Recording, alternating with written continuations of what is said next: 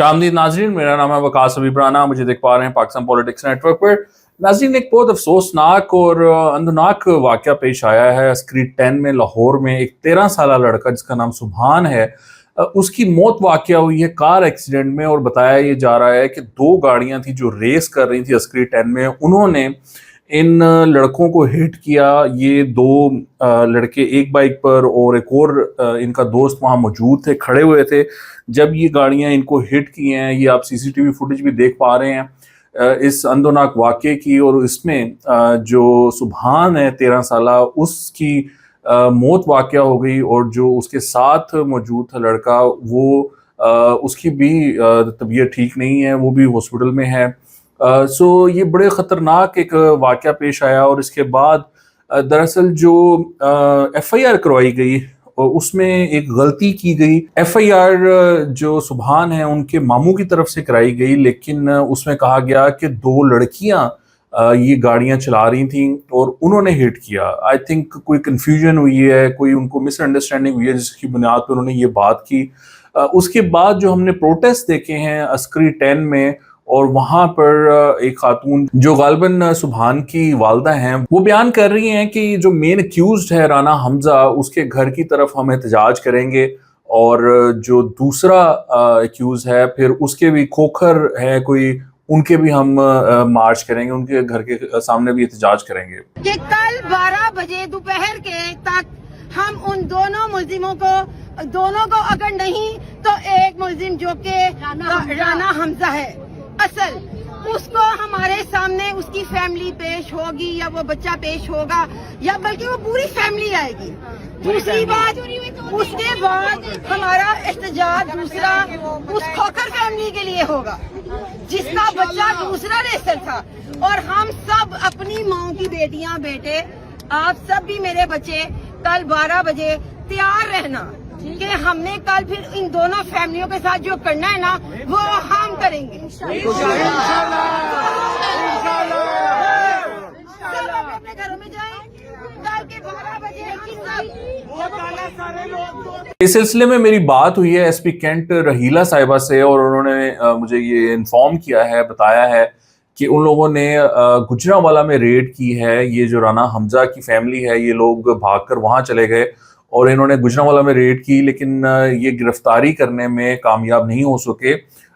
इनके इल्म में ये आया है कि जो अक्यूज है उसने जो बेल बिफोर अरेस्ट है वो सिक्योर कर ली है, जिसकी वजह से पुलिस उनको अभी तक गिरफ्तार नहीं कर सकी। मुझे SP साहबा ने ये भी बताया कि जो दूसरी फैमिली है उनके बेटा भी उसके लिए भी ये लोग तगोदो कर रहे हैं गिरफ्तार करने के लिए, और उनके पेरेंट्स ने श्योर करवाया है कि वो बच्चे को पेश करेंगे। सो आई थिंक ये पुलिस इस मामले में अभी अपनी कार्रवाई करने की कोशिश कर रही है। लेकिन फिलहाल ऑब्वियसली जो एहतजाज भी हो रहा है वो इस वजह से है क्योंकि कोई गिरफ्तारी मुमकिन नहीं हो सकी। और मुझे लगता है कि चूंकि FIR में जो थोड़ी सी गलती हुई है कि वो लड़कियों को कह दिया गया, उसकी वजह से भी काम खराब हुआ है। बहरहाल जाहिर बात है कि गिरफ्तारी होनी चाहिए थी।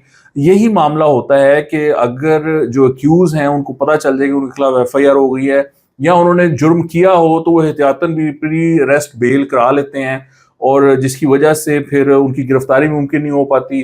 फिर उनकी वो पेशी होती है, पेशी पर दोनों पार्टीज पेश होती हैं, पुलिस भी अपना करती है कि जी हमें ये बंदा चाहिए, आप इसकी जो बेल है उसको कैंसिल करें, हमने इन्वेस्टिगेशन करनी है।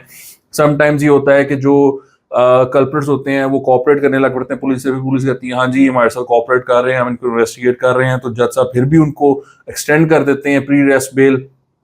ये जो जुडिशियल सिस्टम है ना जी, ये बड़ा कॉम्प्लिकेटेड है और इट्स नॉट कन्वीनियंट। जो विक्टिम है, मैं आपको पता है 1000 दफ़ा इस पर बात कर चुका हूँ, जो यहाँ पर विक्टिम होता है, जो यहाँ पर मजलूम होता है, जिसके साथ कोई जुर्म हुआ होता है, ये सिस्टम उसके लिए बहुत मुश्किल है। और जिसने जो कल्प्रेट होता है, जिसने 2 नंबर काम किया होता है, ये सिस्टम उसको सपोर्ट करता है। तो बहरहाल अभी तक ये गिरफ्तारी नहीं हो सकी है, जो कि एक बहुत बड़ा इशू है, जिसकी वजह से ये एहतजाज हो रहे हैं। ये जो आप देख रहे हैं यहाँ पर काफ़ी अस्करी 10 में एहतजाज हुए हैं। जो वहाँ की कम्युनिटी है वो भी इस टाइम गुस्से में है और कंसर्न है कि ये किस तरह का मामला है।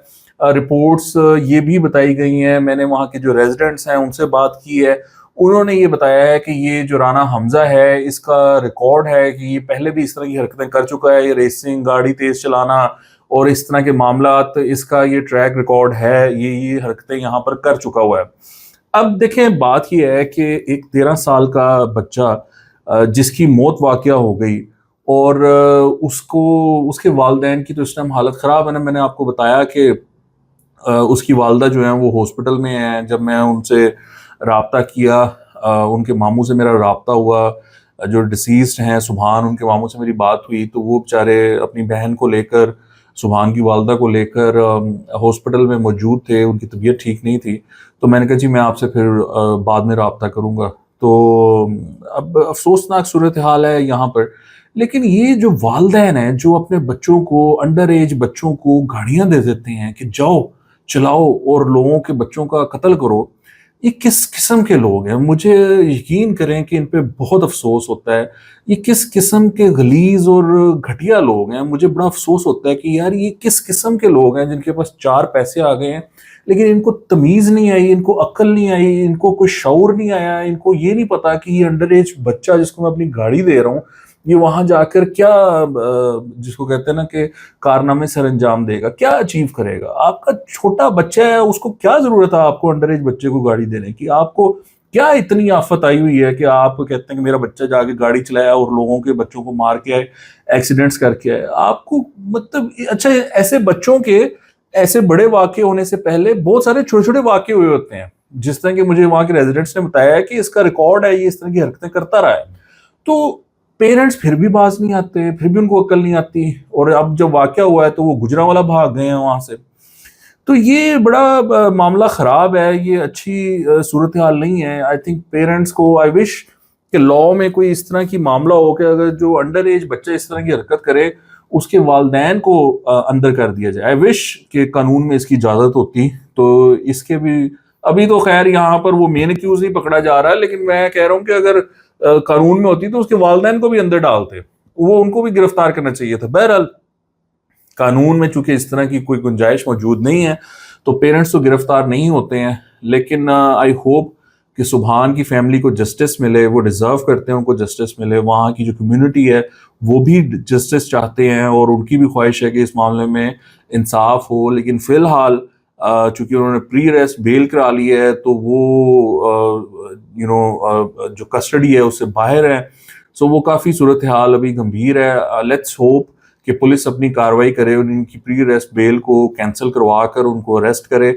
उस पर जैसे ही कोई अपडेट आएगी ये केस को हम फॉलो करते रहेंगे, हम आपको मजीद इसमें अपडेट्स देते रहेंगे। और नाज़रीन, आपको मुबारक हो, बहुत बहुत मुबारक हो। आप लोग मिठाइयाँ लेकर एक दूसरे को खिलाएं, बांटें एक दूसरे में, एक दूसरे का मुंह मीठा करवाएं, क्योंकि आपके पैसे से पलने वाले आपके पार्लियामेंटेरियंस के जो बच्चे हैं उनको भी इंशाल्लाह बहुत जल्द ब्लू पासपोर्ट मिलेगा।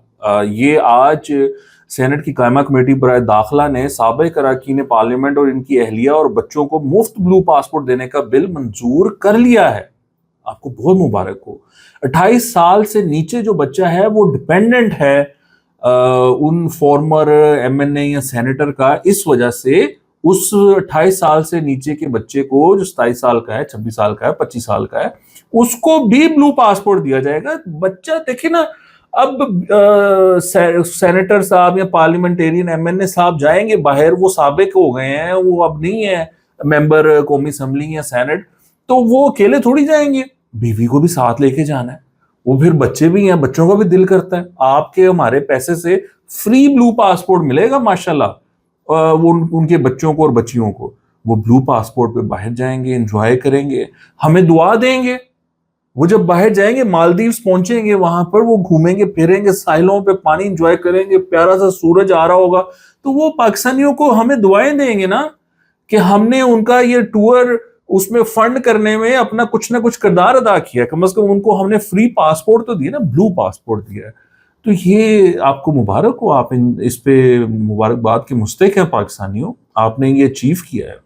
सो ये सूरत हाल है जी। It is extremely shameful I would say कि ये जो ये करते हैं। मैं आपको पता है इस मामले में पहले भी काफ़ी गुफ्तगू कर चुका हूँ।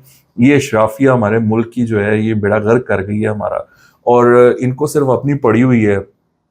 अपने बारे में कोई कानून कुछ भी चेंज करना हो, नया लाना हो, ये 2 मिनट लगाते हैं, मसले कोई नहीं। यहाँ पर अवाम के मसले मसाइल नहीं खत्म होते और नोबडी केयर्स कि उनके क्या मसले मसाइल हैं, किसी को कुछ नहीं पड़ी हुई, लेकिन अपने मामलात वो माशाल्लाह बड़े अच्छे तरीके से चला रहे हैं। तो आपको मुबारकबाद, आप फ्री पासपोर्ट्स दे रहे हैं, आपके खर्चे से निकल रहे हैं उनके लिए। नाज़रीन, इंडिया के साथ, इंडिया की क्रिकेट टीम के साथ बहुत बुरी हो रही है और उनका जो घमंड था, उनकी जो प्राइड था कि जी हम आईपीएल करा रहे हैं और आईपीएल दुनिया की बेस्ट लीग है और हम पता नहीं क्या शय हैं, वो सारा का सारा तबाह बर्बाद हो गया है। पहले वो आयरलैंड से हारे, 2-0 से हारे, T20 वो हारे, और अब इंग्लैंड से 3-0 से फिलहाल उनका चल रहा है सीरीज का, 3 मैच हार चुके हैं। और अभी वाला जो मैच है वो तो रिकॉर्ड मार्जिन से ये लोग हारे हैं, 125 रन से ही इंडिया की सबसे बड़ी हार रही है इन टर्म्स ऑफ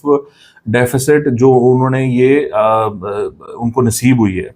सो ये दूसरे मैच में ये हुआ था, तीसरे वाले में तो इंग्लैंड ने चेस किया था और उनका सिर्फ एक आउट हुआ था और एक आउट के नुकसान पर वो सारा चेस कर गए थे। सो इंग्लैंड ने इंतहाई जबरदस्त तरीके से इनको एक्सपोज किया है कि क्या चीजें हैं ये, सूर्यवंश और पता नहीं वो क्या क्या शर्मा, ये सारे बने हुए थे, अभिषेक शर्मा के पता नहीं क्या शय ले आए हैं हम, वो सारे स्लोगर हैं, धड़ल्ले मारते हैं और वो बस फ्लूक लग जाता है तो छक्का हो जाता है, नहीं तो ना सही।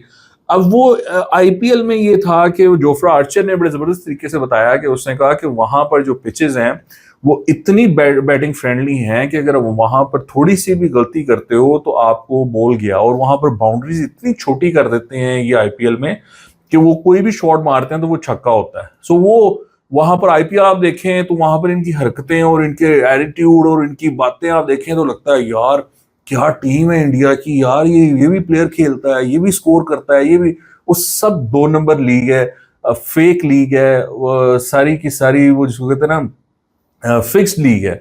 अब वो जब बाहर गए, आयरलैंड गए और इंग्लैंड गए हैं, तो वो सारी की सारी फूक निकल गई है। वो गौतम गंभीर से भी फूक निकल गई है, वो भी बड़ा एटीट्यूड में फिरता है, उसके साथ तो बहुत बुरी हो रही है, आई लव इट। वो बड़ा अकड़ में रहता है लेकिन उसकी औकात जो है वो बड़ी बुरी तरीके से उसके सामने आ गई है। So India doesn't really have that much talent जो कि उसके जिसके बारे में बात की जाती थी। आई थिंक उन्होंने बहुत सारे मामलात में फेवरेबल कंडीशंस हासिल की आईसीसी की वो मैनेज करके, जिसकी वजह से वो बहुत सारे टूर्नामेंट जीतने में कामयाब रहे। लेकिन जब वो बायलैटरल जाते हैं जहाँ पर कि उनकी चीज़ें उनके कंट्रोल में नहीं रहती हैं, वहाँ पर वो स्ट्रगल करते हैं। सो इट्स अ शेम कि आईसीसी जो है वो इस तरह का वो बॉडी बन चुका हुआ है, बट आई होप कि चीज़ें बेहतर हों और ट्रांसपेरेंट हों और इंडिया इसी तरह एक्सपोज होता रहे। आज के लिए इतना ही, आपको देखने का बहुत शुक्रिया, खुदा हाफिज़।